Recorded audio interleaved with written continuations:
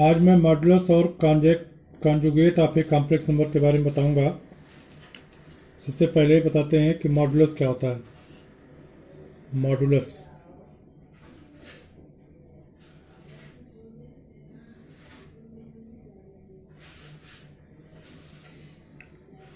If z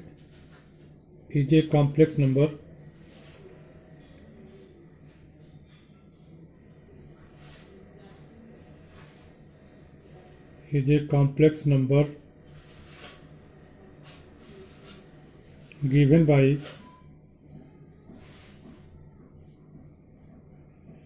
z is equal to a plus ib,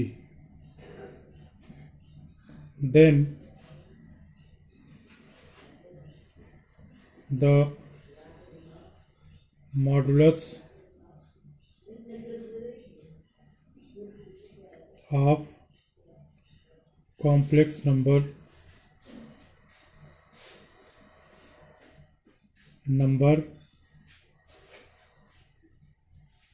z is denoted by ऐसे दो vertical line के बीच में z लिख देना। इसको हम मॉड z भी कहते हैं। is equal and is given by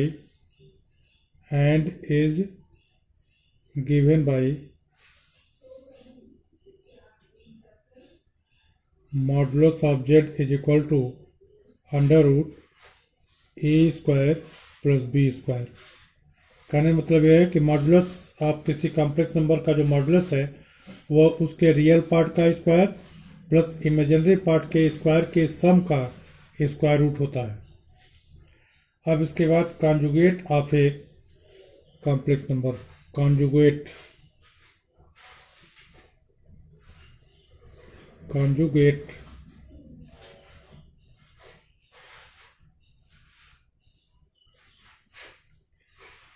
let z is equal to a plus ib is a complex number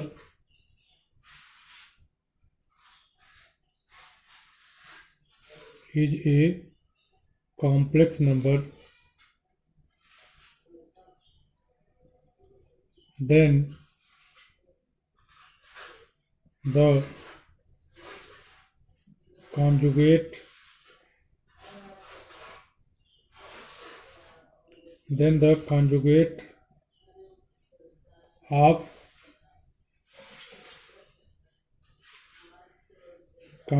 of complex number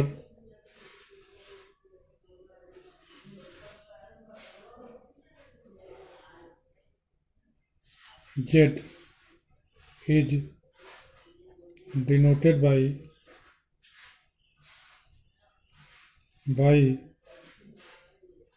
z bar and is given by z bar is equal to a minus ib।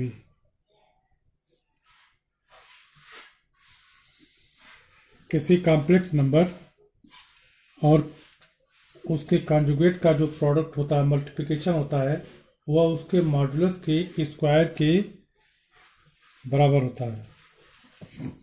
The product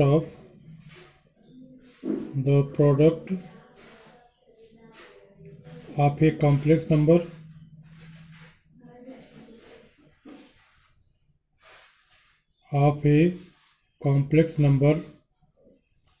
and its conjugate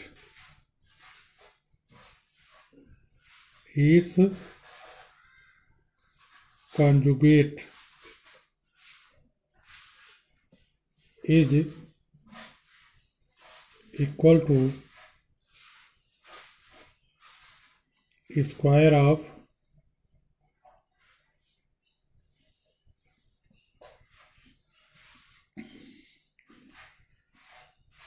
is equal to square of its modulus.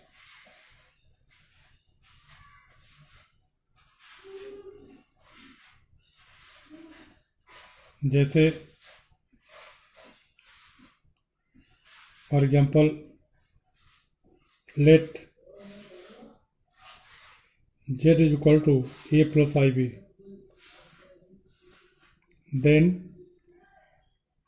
z bar कितना हो जाएगा conjugate इसका a minus i b. अब हम z bar की value निकालेंगे, z bar तो a plus i b into a minus i b. क्या हो जाएगा ये?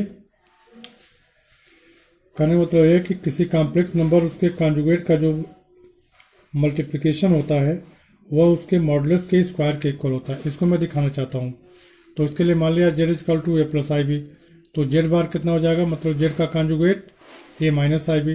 अब z बार की वैल्यू निकालेंगे तो यह वर्गांतर हो गया, तो ये किसके इक्वल टू हो जाएगा, ए स्क्वायर और माइनस आई बी का स्क्वायर।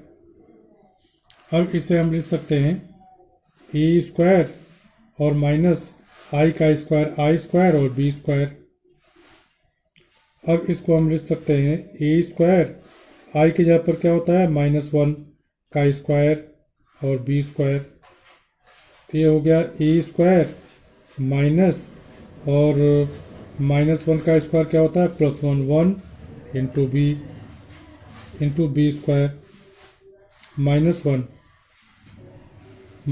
प्लस -1 का स्क्वायर क्या हो जाएगा, -1 का स्क्वायर अंडर रूट -1 का square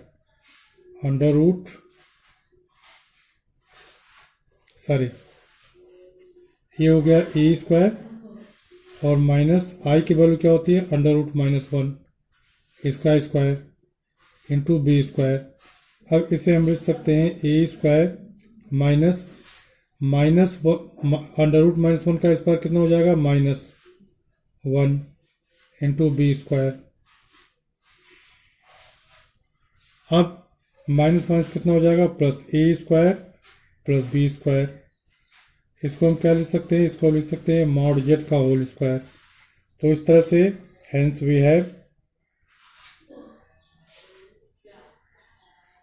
have z bar is equal to z के मॉडुलस का square.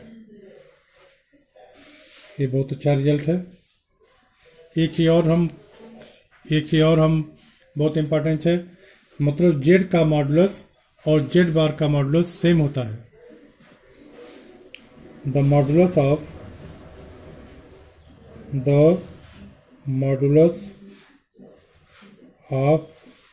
Z and the modulus of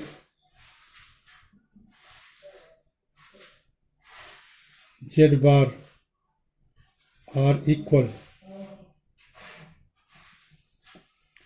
इसे अगर देखना हो तो हम मान लेते हैं कि let z is equal to a plus i b, then इसका कॉन्जुगेट क्या हो जाएगा जेड बार इक्वल टू क्या हो जाएगा ए माइनस आई बी। अब मॉड जेड क्या हो जाएगा, मॉड जेड की वैल्यू हो जाएगी अंडर रूट रियल पार्ट का स्क्वायर प्लस इमेजिनरी पार्ट का स्क्वायर। तो रियल पार्ट कितना है ए का स्क्वायर और प्लस इमेजिनरी पार्ट कितना है बी का स्क्वायर। अब हम मॉड जेड बार की वैल्यू निकालते हैं,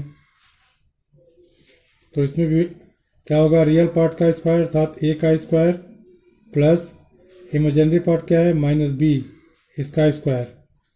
तो ये कितना हो गया under root a square plus b square. Hence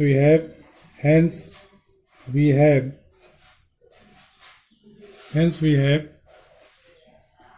mod z is equal to mod z bar.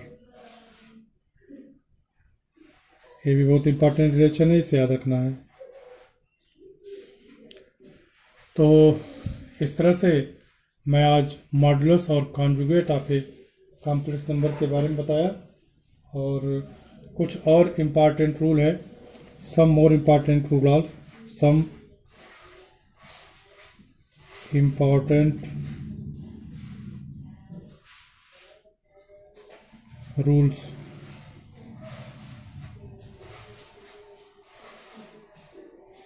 ये रूल्स ये हैं कि जैसे मान लिया कि मॉड, पहला रूल है mod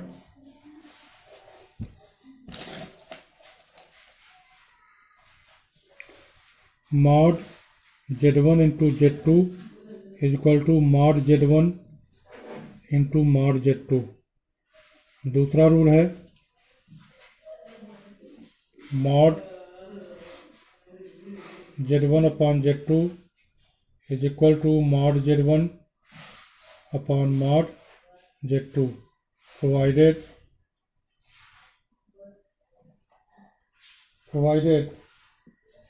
Z2 is not equal to 0, Z2 is not equal to 0। जो तीसरा रूल है, तीसरा रूल ये है कि Z1 Z2 bar is equal to Z1 bar into Z2 bar. चौथा रूल है कि Z1 प्लस माइनस Z2 का बार Z1 प्लस माइनस Z2 का कॉन्जुगेट है, हाँ, is equal to Z1 conjugate plus minus Z2 conjugate.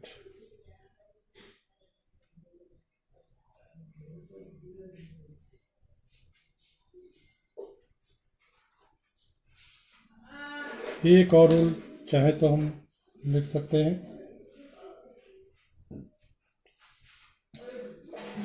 पांचवा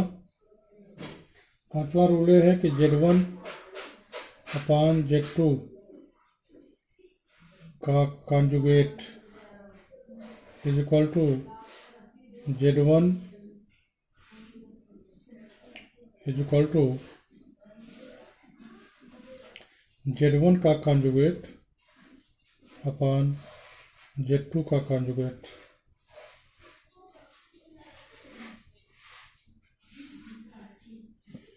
इसको मॉड Z2 कह लेते हैं, मॉड Z2। यहाँ पर भी provided Z2 is not equal to 0, ये 0 नहीं होना चाहिए। तो इस तरह से आज मैंने conjugate and modulus of a complex number के बताया है। मैं समझता हूँ कि आप सब लोग समझ गए होंगे। इसके बावजूद भी अगर कोई प्रॉब्लम है तो कमेंट बॉक्स में कमेंट कीजिएगा, मैं उसको फिर से एक्सप्लेन कर दूंगा। Thank you.